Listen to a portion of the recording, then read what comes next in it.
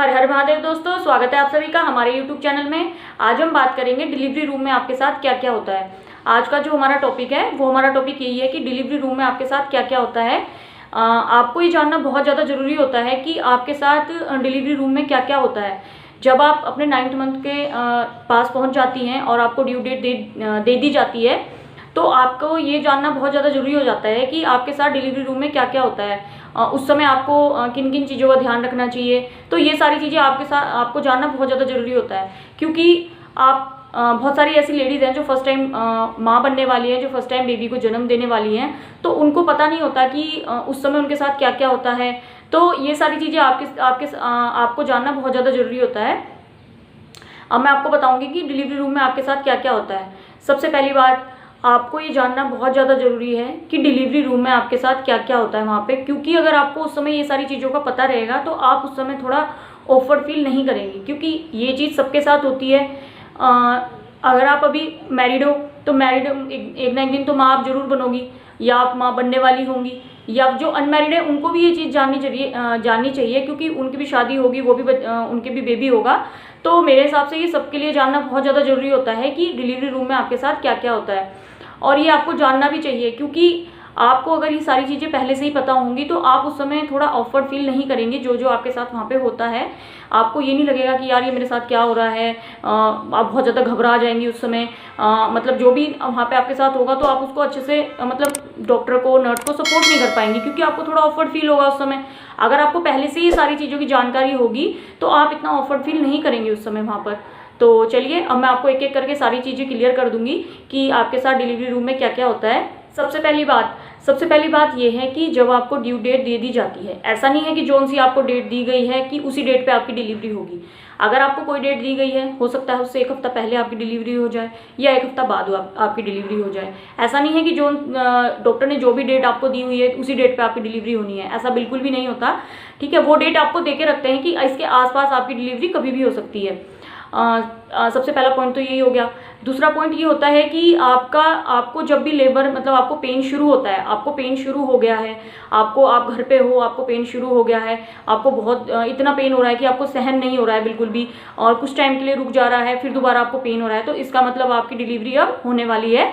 आपका ये real pen है, क्योंकि कुछ फॉल्स पेन भी होते हैं और ट्रू पेन्स भी होते हैं। तो इसमें अंतर जानना आपके लिए बहुत ज़्यादा जरूरी होता है।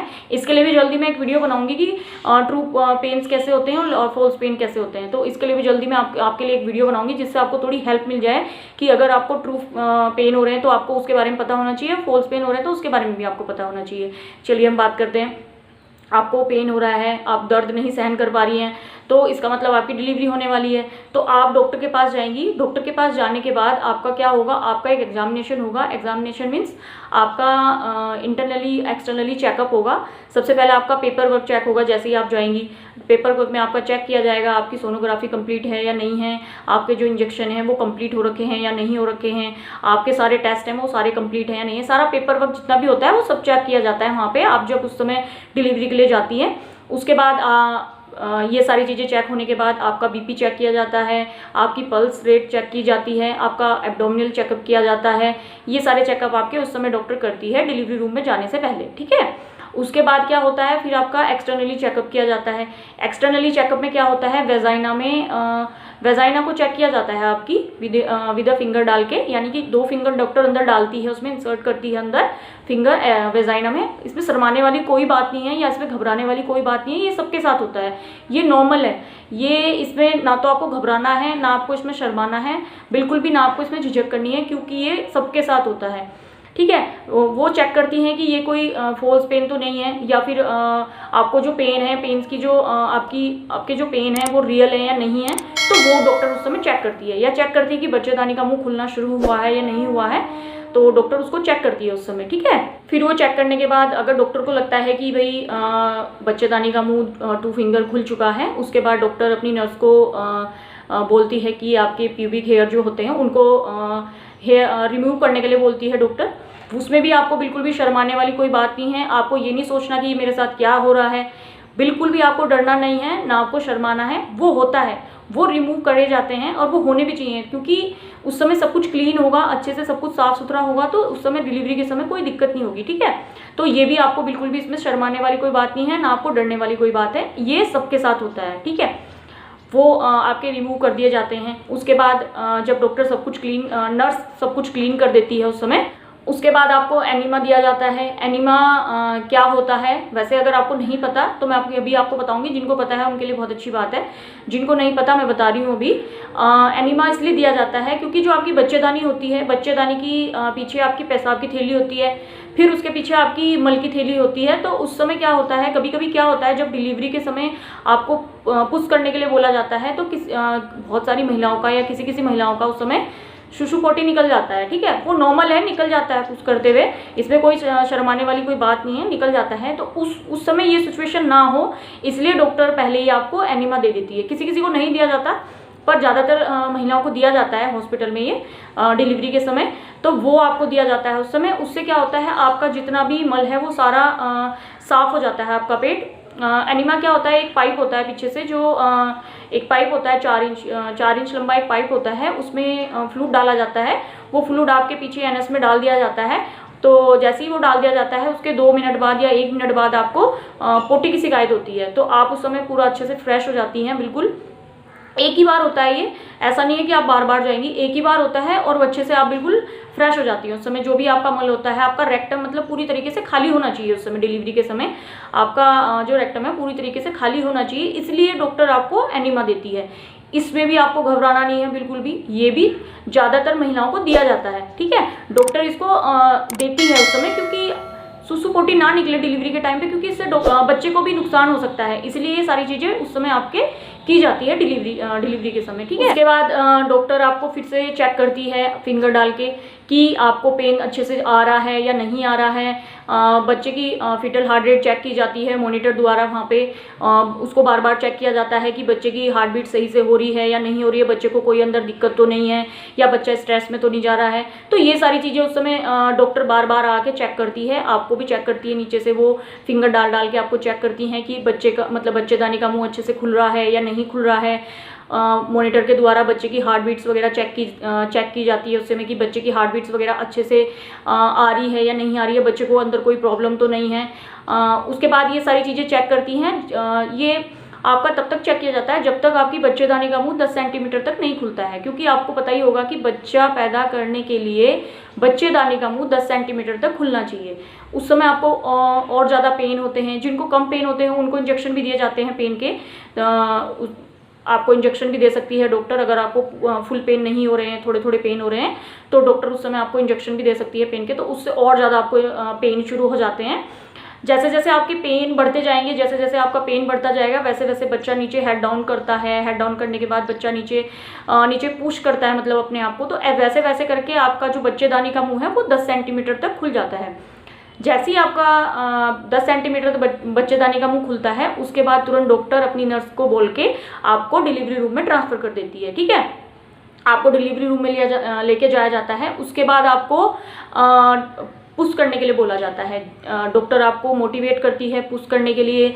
वैसे अगर देखा जाए तो कहीं कहीं बाहर विदेश में अगर देखा जाए, बाहर फॉरेन कंट्री में, वहाँ पे आपके साथ आपके हस्बैंड भी जाते हैं डिलीवरी रूम में, तो वहाँ पे थोड़ा अच्छा लगता है। डिलीवरी रूम में जब हस्बैंड होते हैं थोड़ा सपोर्ट मिल जाता है, थोड़ी स्ट्रेंथ मिल जाती है, तो हस्बैंड भी काफ़ी सपोर्ट करते हैं आपको पुश करने के लिए डॉक्टर के साथ साथ। तो इंडिया में ये अलाउ नहीं है बिल्कुल भी अभी, लेकिन WHO के द्वारा आप ये अलाउ कर रखा है उन्होंने कि आप अपनी डिलीवरी रूम में अपने हस्बैंड को अपने साथ ले जा सकते हैं। तो ये आप अपने डॉक्टर से पहले पूछ सकते हैं कि आप ऐसा कर सकती हैं या नहीं कर सकती हैं, तो ये वो आपके डॉक्टर ही आपको बताएगी उस समय। तो आपको पुश करने के लिए बोला जाता है, आप पुश करती हैं, आपको पेन होता है उस समय, डॉक्टर मोटिवेट करती है आपको पुश करने के लिए। कभी कभी क्या होता है कि जैसे ही बच्चे का हेड दिखने लग जाता है उस समय, जैसे आप पुश करती हैं, तो उसके बाद क्या होता है, आपकी वेजाइना में हल्का सा कट भी लगाया जाता है नीचे। तो उसमें भी बिल्कुल घबराने वाली कोई बात नहीं है, ना आपको डरना है, क्योंकि उस समय आपको एक इंजेक्शन भी दे दिया जाता है पहले से ही, जिससे अगर आपको कट करती है वेजाइना में डॉक्टर, तो आपको बिल्कुल भी पेन नहीं होता है उससे, क्योंकि आपको पहले इंजेक्शन दे दिया जाता है, तो वो आपको पेन बिल्कुल भी नहीं उसका होता है उस समय। तो हल्का सा कट इसलिए लगाया जाता है ताकि बच्चे को और जगह मिल जाए बाहर आने के लिए, तो वो आपको कट लगाया जाता है वहाँ पे। बच्चे का हेड जब दिखने लग जाता है डॉक्टर को, तो डॉक्टर उस समय और ज़्यादा आपको पुश करने के लिए बोलती हैं। तो उस समय ब्रीथिंग जो मैंने आपको बताई थी, कल भी मैंने वीडियो में बताया था आपको कि ब्रीथिंग एक्सरसाइज करनी चाहिए, ब्रीथिंग टेक्निक्स जो मैंने आपको बताई थी, तो वो आपकी उस समय बहुत ज़्यादा हेल्प करती है, क्योंकि उससे ना तो थकान होती है और पेन भी इतना नहीं होता है और आप अच्छे से पुश कर पाते हो बेबी को।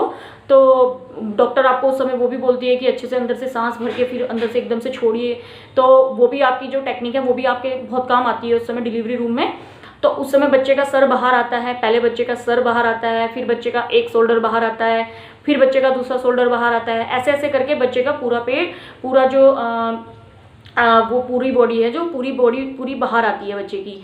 तो उस समय जब बच्चा बाहर आ जाता है उसके बाद फिर बच्चे की जो आवल नावल है वो कट की जाती है।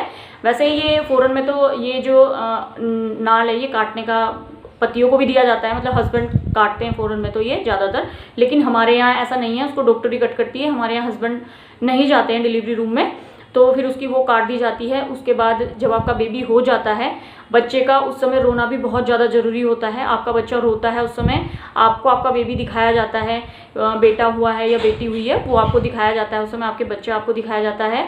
उसके बाद फिर बच्चा नर्स लेके जाती है, नर्स बच्चे को अच्छे से क्लीन करती है, साफ़ करती है, उनकी नोज़, उनके एयर वगैरह, उसमें कोई गंदगी ना चली जाए, उसकी आइज़ वगैरह, ये सारी चीज़ें अच्छे से क्लीन की जाती हैं, क्योंकि बच्चे को कोई इन्फेक्शन नहीं होना चाहिए माँ के पेट की गंदगी का, बिल्कुल भी कोई इन्फेक्शन नहीं होना चाहिए बच्चे का, इसलिए उसको प्रॉपर तरीके से पूरा क्लीन किया जाता है। फिर उसके बाद आपका प्लेसेंटा बाहर निकाल दिया जाता है, क्योंकि उसकी अब ज़रूरत नहीं है, तो पूरा प्लेसेंटा बाहर निकाल दिया जाता है आपका उस समय। तो पूरा अच्छे से आपको क्लीन किया जाता है, बच्चे को क्लीन किया जाता है। बच्चे का रोना इसलिए ज़्यादा ज़रूरी होता है क्योंकि बच्चा बाहर आके पहली बार सांस लेता है, इसलिए बच्चे का रोना बहुत ज़्यादा ज़रूरी होता है। अगर बच्चा नहीं रोता है तो डॉक्टर उनकी पीठ पे हल्का सा थपथपा के उनको रुलाती है डॉक्टर उस समय वहाँ पे, और उनका रोना भी बहुत ज़्यादा ज़रूरी होता है। तो बच्चा बाहर आ जाता है, बच्चा क्लीन करके आपको दिया जाता है। तो ये एक बहुत बड़ी, मतलब माँ के लिए एक बहुत बड़ी खुशखबरी होती है उस समय। वो खुशी इतनी बड़ी होती है कि आपने एक बेबी को जन्म दे दिया है, तो वो दुनिया की सबसे बड़ी खुशी होती है। उस खुशी के सामने और दुनिया की कोई ऐसी खुशी नहीं हो सकती जब आप एक बच्चे को जन्म देती हैं। आप अपने बेबी को अपनी गोद में लेती हैं, आपका बेबी जिसके लिए आपने इतना इंतज़ार किया, आपने जितने कष्ट सहे उसके लिए, वो बच्चा अब आपकी गोद में आ जाता है। तो ये बहुत बड़ी बात है, मतलब दुनिया की, मतलब भगवान ने हमें इतना स्पेशल बनाया है कि हम एक बच्चे को, एक ज़िंदगी को इस दुनिया में ला सकते हैं। तो ये इससे बड़ी खुशी की बात और कुछ नहीं हो सकती। मर्दों को ये भगवान ने ये अच्छा मौका नहीं दिया है, ये सिर्फ हम औरतों को दिया है, हम महिलाओं को दिया है। भगवान ने हमें इतना स्पेशल बनाया है कि हम एक ज़िंदगी को इस दुनिया में ला सकें।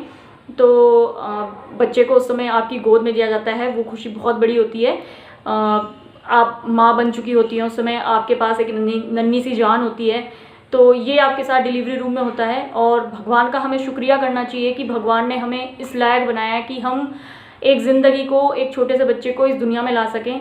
तो हमें उस गॉड का धन्यवाद करना चाहिए कि हम औरतों को भगवान ने इतना स्ट्रॉन्ग, इतना अच्छा बनाया हुआ है कि हम छोटे बेबी को, छोटे ज़िंदगी को इस दुनिया में ला सकें। तो उस गॉड का हमें डेली थैंक यू करना चाहिए कि हम एक बच्चे को इस दुनिया में लाए हैं। जो प्रेग्नेंट हैं, जो बच्चे को जन्म देने वाली हैं, या जिनकी डिलीवरी अभी होने वाली है, जिनकी हो चुकी है, उनको बहुत बहुत बहुत बहुत शुभकामनाएं। और जो सोच रही हैं प्रेग्नेंट होने के लिए, या जिनको कंसीव नहीं हो पा रहा है बेबी, वो भी ज़रूर, उनको भी भगवान से प्रे, मेरी तरफ से उनको भगवान के लिए बहुत ज़्यादा प्रे कि भगवान उनकी भी जल्द से जल्द मनोकामना पूरी करे, वो भी जल्द से जल्द प्रेग्नेंट हो, बच्चे को जन्म दें, वो भी इस खुशी को जाहिर कर सकें अपनी। तो चलिए, अगर आपको वीडियो अच्छी लगी हो तो वीडियो को लाइक करें और चैनल को सब्सक्राइब जरूर कीजिएगा, और वीडियो को ज़्यादा से ज़्यादा शेयर कीजिएगा, और अपनी खुशी को कमेंट करके ज़रूर बताइएगा जिन्होंने अभी बच्चे को जन्म दिया है। Okay, thank you.